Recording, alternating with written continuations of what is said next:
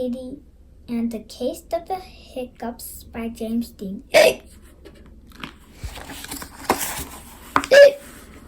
Go.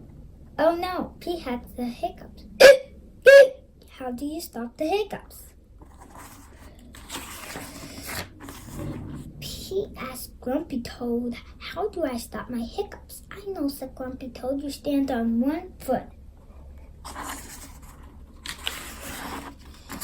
Pete stand on one foot. Pete still has the hiccups. Grumpy Toad is mad because he's going in her house. Pete asked Callie, how do I stop my hiccups? I know, said Callie. You stand on one foot and hop up and down. Pete stands 1 foot and hop on and down. Pete still has the hiccups.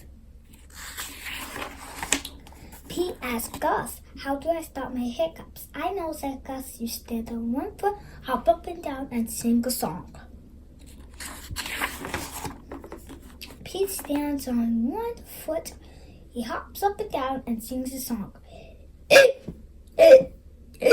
Pete still has the hiccups.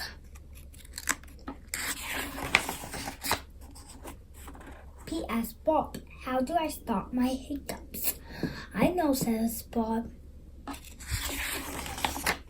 You stand on 1 foot, hop up and down, sing a song, and warm your belly, said Bob. Pete does it! Hey!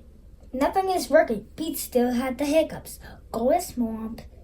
Go ask Mom, says Bob.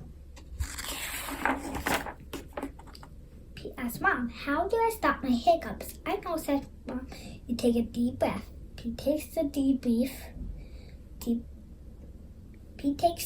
breath. Hold your breath and blow it out, says Mom. Pete holds his breath.